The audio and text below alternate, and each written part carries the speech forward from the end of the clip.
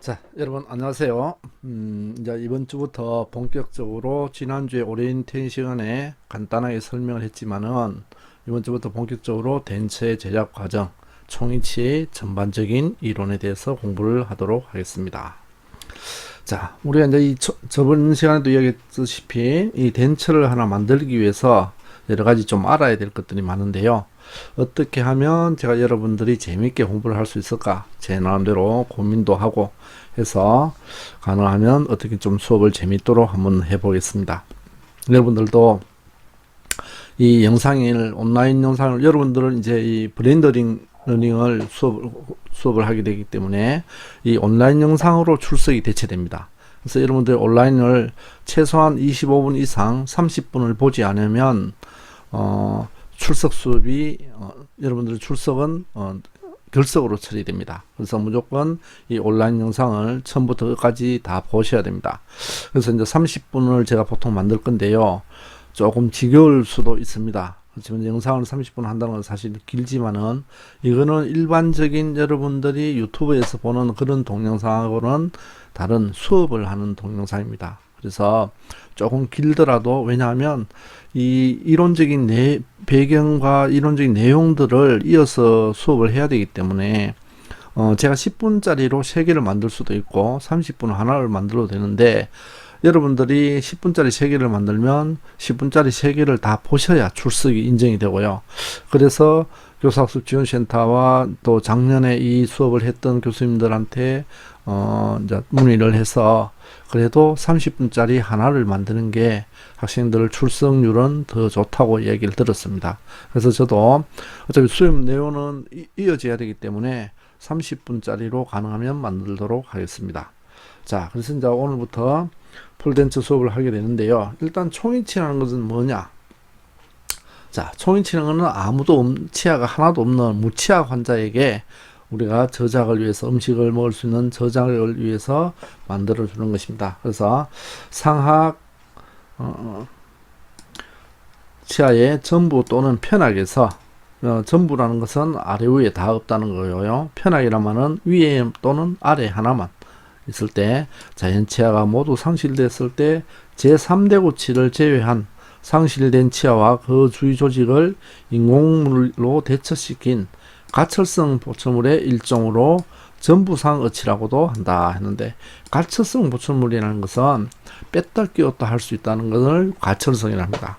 고정성과 반대되는 개념이죠. 고정성이라는 것은 우리가 세멘트를 이용해서 보철물을 고정을 시켜 놓은 상태고, 가철성은 뺐다 끼웠다 하는 것을 가철성이라 합니다. 자, 그러면 이 총이치의 특징은 우리가 아까도 이야기했듯이 고정성 치아 보철물가 있고 가철성 국소치가 있습니다. 아마 여러분들 이제 국소치는 아실 겁니다. 부분 치아. 그래서 고정성 치아 보철물은 고정이 확실한 치아에서, 치아가 남아있기 때문에 치아에서 유지와 지지를 얻는 보철물을 고정성 보철물. 가철성 국소치는 잔존치, 남아있는 잔존치와 뼈를 덮고 있는 점막에서 유지와 지지를 얻는 보철. 자, 그래서 국소치는 치아가 몇 개 있을 때 만드는 게 국소치입니다. 그래서 그 남아있는 치아에서 유지를 얻고, 그리고 점막으로 덮여있는 그 안에 점막 안에 있는 뼈에서 유지와 지지를 얻는 보철물을 가철성 국소치랍니다. 그리고 우리가 공부해야 할 총이치는 치조골을 덮고 있는 점막과 그 주위 조직으로부터 유지와 지지를 얻는 보철물을 총이치라고 한다. 그래서 총이치는 치아라는 말이 없죠. 왜냐면 치아가 하나도 없기 때문에. 자, 그래서 고정성 기능 회복 또는 저작 기능에서 매우 불리하다. 그렇죠? 치아가 하나도 없기 때문에. 그러나 또 충분한 교합 이론이 적용되어야 한다. 우수한 교합 이론이 적용되어야 한다. 그래서 우리가 양측성 균형 교합이란 말이 나오는데, 요거는 나중에 가서 배우도록 하겠습니다. 자, 요건 치조골을, 요 사진은 제가 이해를 돕기 위해서 사진을 넣었습니다. 먼저 치아가 있는데요. 치아의 주위에 있는 잇몸이 있을 것이고, 이 잇몸이 있고 치주인대가 있습니다. 이 치주인대가 굉장히 중요한 역할을 하는데요. 여러분들이 임플란트를 공부하게 되면 이 치주인대를 알아야 될 것입니다. 그래서 이 치주인대가 어떤 역할을 하냐 하면, 치아가 우리 음식을 씹었을 때 저장력이 강하면 이 지주인대가 약간의 쿠션 역할을 해줍니다. 그래서 이 지주인대가 없을 임플란트를 심었을 경우는 지주인대가 없습니다. 그래서 임플란트를 음식을 딱 씹으면 그 저장력의 힘이 바로 치조골 뼈에 바로 전달이 됩니다. 그렇지만은 우리 자연치는 지주인대가 있기 때문에 딱딱한 돌 같은 걸 탁 씹었을 때도 치아가 깨지지 않고 약간의 쿠션이 있기 때문에 치아를 보호를 해줍니다. 그렇지만 임플란트 치아에 보철했을 경우 딱딱한 돌을 딱 씹었다 그러면 바로 치아가 깨져 버립니다. 그래서 이 지주인대가 그런 역할을 하는 것이고요. 그 지주인대 안에는 치조골이 있습니다. 그래서 우리 총이치는 이 치조골이 좋아야 덴처를 음식을 잘 먹을 수가 있습니다. 이게 튼튼해야 되고요. 자, 결국 이 치조골이 손실이 된다. 치조골이 없어진다는 거는 여기 보시죠. 여기 잇몸에 염증이 생기면 결국은 치조골이 흡수가 되고 염증은 잇몸도 내려가고.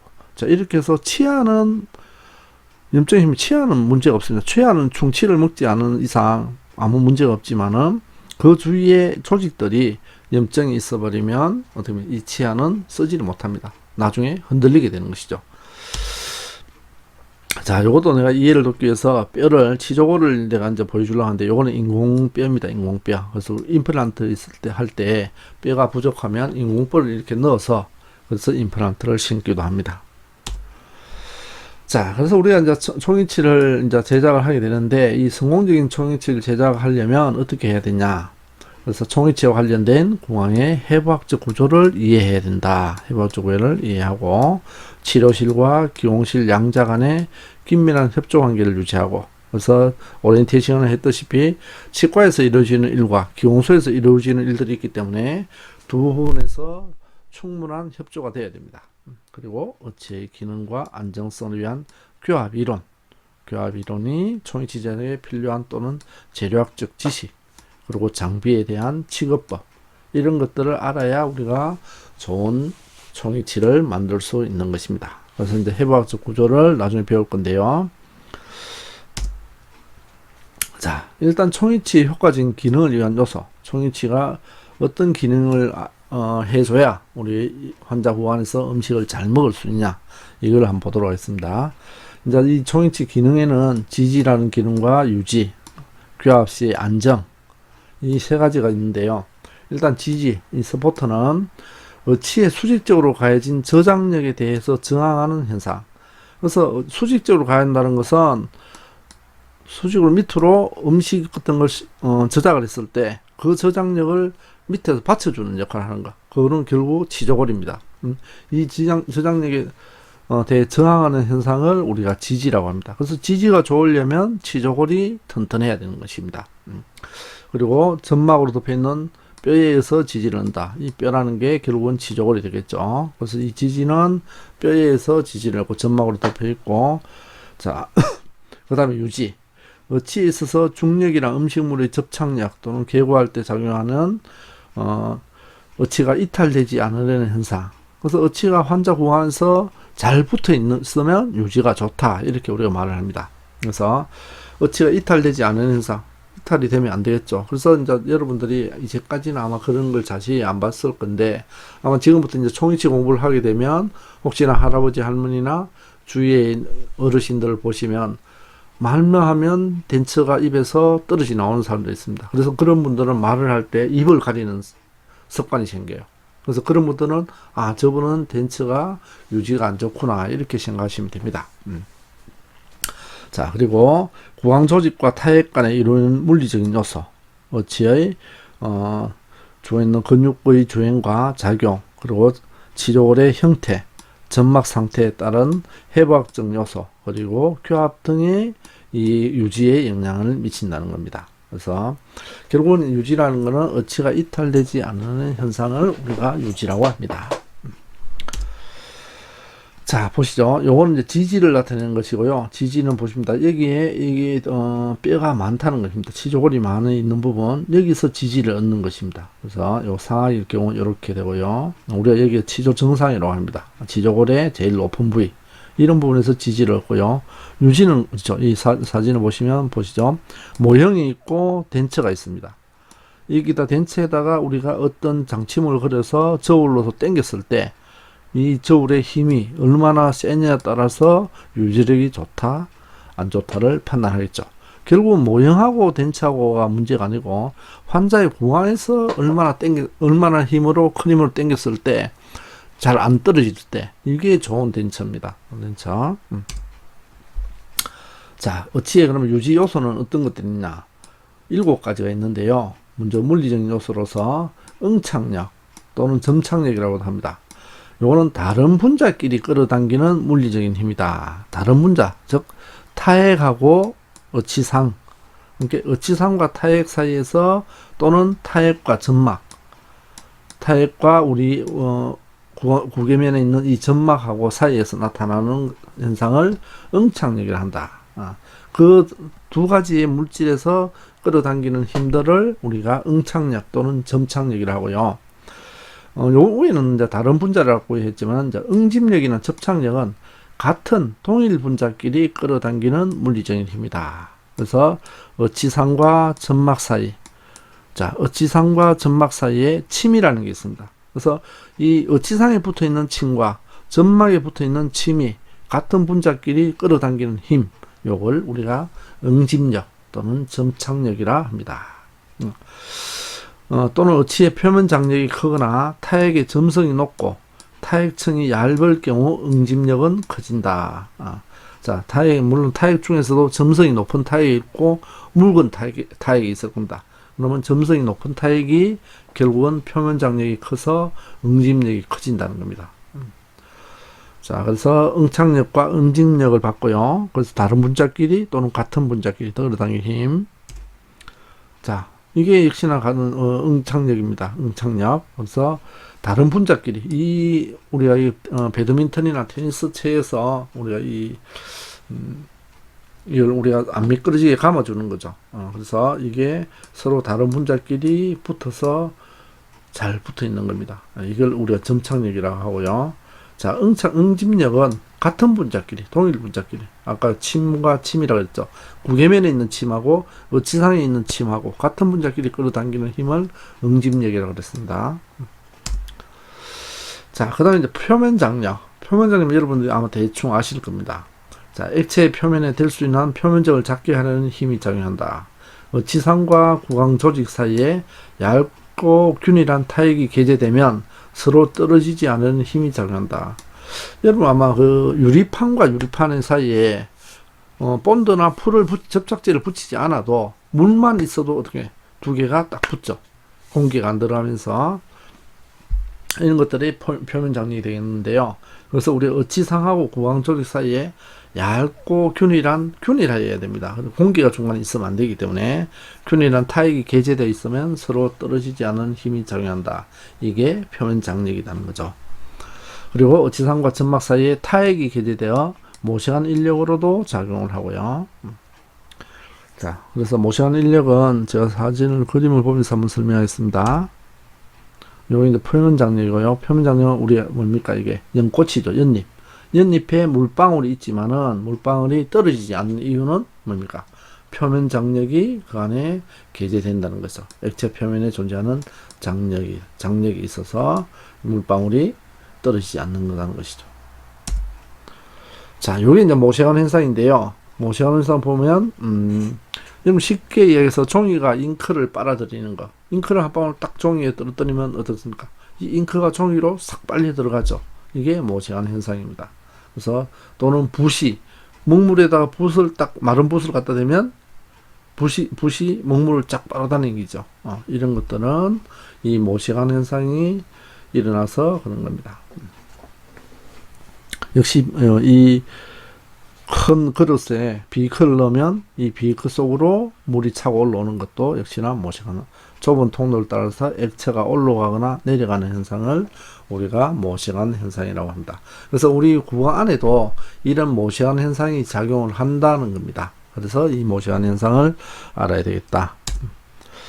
그리고 이제 마지막으로 기계적 유지. 기계적 유지는 말 그대로 뭔가에 이렇게 기계적으로 걸려가지고 덴처가 떨어지지 않는 힘, 요걸 우리가 기계적 유지라고 하는데요. 보시면 언더컷이 있거나 환자 우리 앞골에 언더컷이 있습니다. 이런 언더컷을 이용하면 부가적인 유지를 얻을 수 있다는 거고요. 그래서 또는 하악의 경우 후악설골근 변연부에 또는 후악설골근 구에 적절히 위치한다. 이런 부분에 언더컷이 있기 때문에 이게 기계적 유지로 작용을 한다는 겁니다.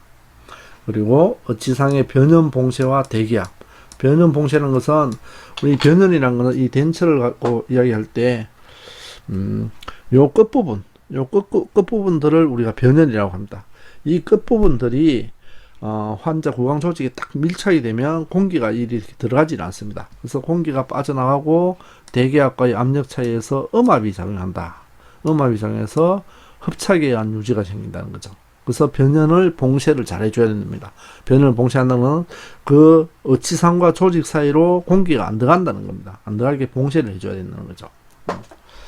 그래서 입술이 구강을 향해 안쪽으로 미는 힘과 혀가 밖으로 미는 힘, 이런 힘들에 의해서 우리가 요거는 근압유지 7번째. 저 사진 때문에 지금 잘 안 보이는데 근압유지는 근육의 압력. 그래서 입술에 있는 그 근육들과 혀가 밖으로 미는 힘. 그래서 혀는 밖으로 미는 힘, 혀는 안에서 바깥쪽으로 미는 힘이 있고, 입술은 바깥쪽에서 안쪽으로 미는 힘이 있습니다. 그래서 이 두 힘 사이에서 덴처가 유지를 얻는 겁니다. 요게 근압 유지라고 하실 수 있습니다. 자, 여기 보시면 뭐 이 사진을 환자 구안의 사진입니다. 그래서 이 덴처를 있을 때 덴처가 여기에 존재하게 되는데 끼면 그래서 이게 뺨하고 안쪽에서는 혀하고 이 사이에 근육의 압력에 의해서 덴처가 유지를 얻는 것을 우리가 근압 유지라고 합니다. 기계적인 봉쇄는 보시면 변연 봉쇄는 이런 부분들, 형광등으로 되는 이런 부분들이 모든 부분들이 어떻게 다 봉쇄가 됐다는 거죠. 막아준다는 거죠. 그래서 그 사이로 공기가 안 들어가기 때문에 그래서 유지를 얻는 것입니다. 기계적인 유지는 이런 부분들, 아까 악설골근 안쪽에 하악의 특히 링갈 쪽에 언더컷이 있기 때문에 이 언더컷에 의해서 덴처가 걸려갖고 잘 안 빠진다는 겁니다. 그래서 그게 기계적 유지고 변연 봉쇄는 변연을 완벽하게 봉쇄를 해준다는 거고. 자, 근압 유지는 한 번 더 이 사진을 보시면 덴처를 끼면 이 바깥에 뺨 쪽에서 이 덴처를 꽉 잡아주는 겁니다. 이렇게 꽉 눌러줘서 물론 그만큼 힘은 많이 지진 않지만은 그래도 뺨이 미는 힘에 의해서 덴처가 유지를 갖고 있는 걸 우리가 근압 유지라고 합니다. 자, 그래서 7가지 그런 유지에서 우리가 이제 덴처가 유지를 얻고요. 그 다음에 이 유지에 관여하는 근육들에 의해서 또 유지를 얻습니다. 그래서 우리가 이 해박 요소를 알아야 될 필요가 유지에 작용하는 관여하는 근육들, 혀근, 구륜근, 설근 이런 것들은 유지에 관여한다. 그래서 덴처를 오히려 잘 잡아주는 근육들입니다. 그래서 혀근과 구륜근, 설근은 대신 이탈에 관여하는 근육. 이건 덴처를 떨어뜨리는 근육들입니다. 그래서 교근,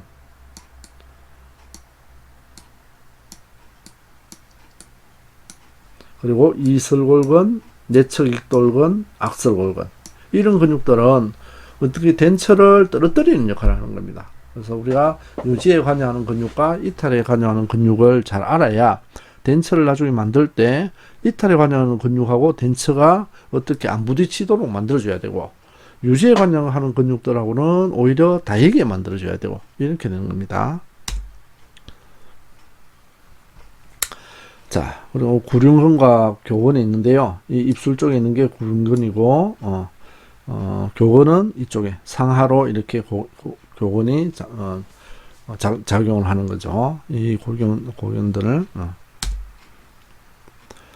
자, 아까 해부학적 유지들이 있었고요. 이제 해부학적 요소들은 교근이 수축하면 하악 어치상 후연부를 밀어내어 어치를 전방으로 이탈시킨다. 수축할 때. 자, 그리고 구강절을 구성하고 있는 이설골근과 악설골근은 구강절을 들어 올려서 하악 어치를 밀어서 이탈시킨다. 그래서 아까 이탈에 관여하는 근육들, 이탈에 관여하는 근육들이 있었고 유지에 관여하는 근육들이 있었는데 이 이탈에 관여하는 근육들은 지금 여기와 마찬가지로 이설골근, 악설골근 이런 것들이 하악 어치를 밀어서 이탈시킨다는 겁니다. 내측익 돌근도 역시나 수축 시 하악 어치를 전방으로 이동시킨다. 자, 그리고 이제 이 치조제의 형태와 점막 성상에 따라서 덴처가 잘 유지가 좋고 안 좋을 수도 있습니다. 그래서 치조제가 어떤 형태를 띠고 있느냐. 자, 어치의 유지는 치조골의 흡수가 적을수록 유리하다. 치조골의 흡수가 적다는 것은 이 뼈들이 살아있다는 겁니다. 뼈가 흡수가 됐다는 것은 낮아졌다는 뜻이고요. 흡수가 적다는 것은 치조골이 산처럼 이렇게 건강한 치조골이 있다는 것입니다. 그래서 이 흡수가 적을수록 유리한데 치조골의 높이가 높을수록 수평적 이동에 저항하기 때문에 기능적인 안정감을 얻을 수 있다. 그렇죠. 이 덴처가 이 치조골이 높이가 높다면 이렇게 치조골 높이 있을 때는 이 덴처가 수평적 이동에는 저항할 수 있기 때문에 기능적인 안정감이 있다는 겁니다. 또한 이 수평으로 높을수록 기계적인 유지도 부가적으로 얻을 수 있다는 거고요. 자, 어치상이 접촉하는 점막은 점막의 침하량이 균등하게 일어나고 점막이 비교적 두껍고 탄력성이 풍부하며 골과 긴밀하게 결합되어 있는 경우가 유지에 유리하다. 그래서 이 점막이 두껍고 그리고 점막이 탄력성이 풍부하고 그리고 이 점막이 골과 긴밀하게 결합되어 있으면 어치가 잘 안 떨어진다는 거죠. 유지가 좋다는 겁니다. 그래서 이런 치조제 형태, 점막의 형태나 이런 것들도 유지에 영향을 미친다는 거죠. 자, 이제 총인치 안정. 총인치는 다른 고정성 칩과 보충 또는 가철성 국소치에 비해서 아까 안정성이 떨어지죠. 당연히 치아가 없으니까 보충이기 때문에 안정성에 역점을 두고 제작해야 된다. 그래서 안정이라는 것은 어떠한 힘이 작용했을 때 동요되거나 위치의 변화 없이 고유의 위치에 있으려는 성질이다. 이걸 우리가 총인치의 안정이라고 합니다. 그래서 안정의 필수적인 요소로는 근육의 균형, 머슬 밸런스, 그리고 교합의 균형, 이런 것들이 안정의 필수적인 요소들이다. 자, 그래서 뭐 근육과 이거는 교합의 균형을 나타내는 것이요. 뭐 근육의 내가 균형을 한번 보려고 사진을 한번 찾아보니까 이런 사진이 있었습니다. 아주 건강하죠. 그래서 여러분들도 아마 젊을 때 이런 근육들을 한번 만들어 보시기 바랍니다.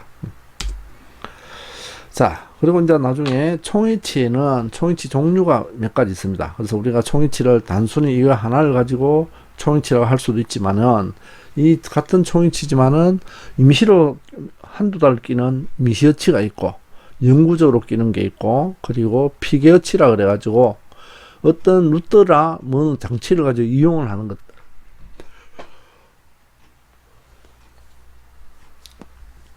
그런 게 있고 그리고 이제 메시거치 임플란트를 심어서 어치를 만들 때 이런 것들은 메시거치 여러 가지 그래서 종류가 있습니다. 그래서 잠깐 한번 보겠습니다. 그래서 영구어치, 최종어치 이거는 우리가 이제 한번 만들어서 영구적으로 끼는 거 요걸 우리가 영구어치나 총어치라 그러고 그리고 임시어치가 있습니다. 임시어치에는 치료어치가 있고 이행어치가 있고 적시어치가 있습니다. 그래서 아마 뒤에 가까이 나올 건데요. 자, 이런 것들은 다 요 세 가지는 임시어치라고 보시면 되고요.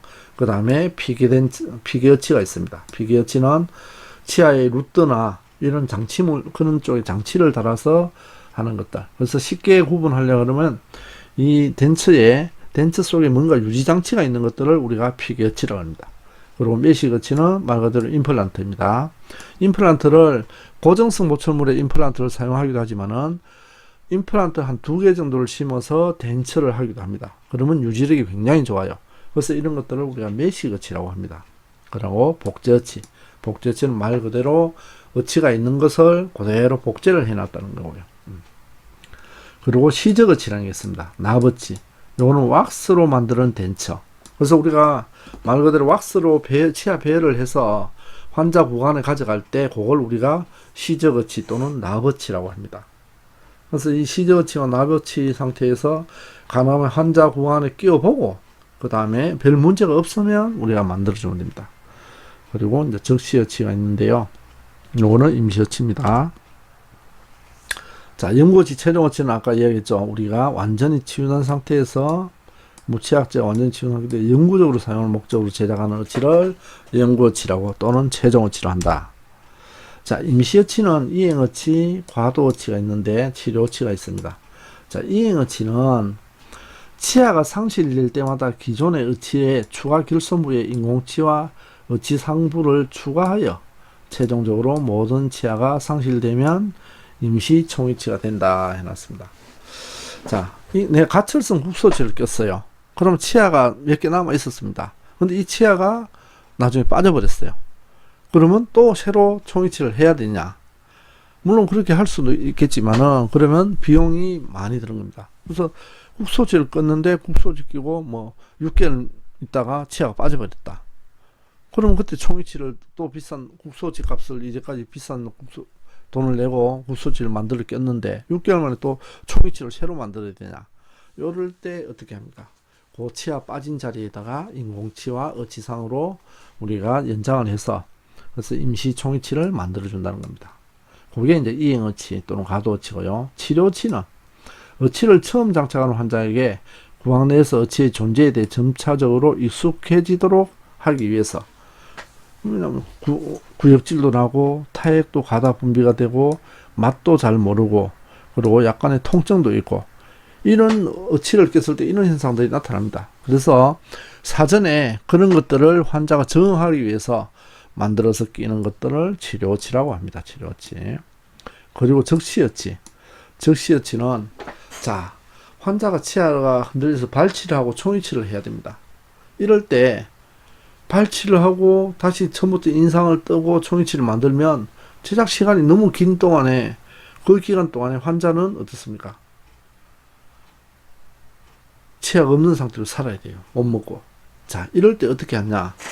치아가 있을 때 인상을 떠가지고 요걸 어떻게 몰석고 모형해서 치아를 잘라내고 치아를 나중에 발치하고 가상해서 치아를 잘라내고 풀덴처를 만드는 것입니다. 자, 그러면 환자가 내원을 했을 때 다음번에 내원할 때 바로 발치를 하고 바로 이 어치를 끼워줄 수 있는 겁니다. 그래서 그렇게 하는 게 적시어치라고 합니다. 그래서 이거 적시어치도 나중에 뒤에 나오기 때문에 상세히 그때 가서 한번 배우도록 하겠습니다. 자, 피개어치는 제가 아까 이야기했습니다. 피개어치.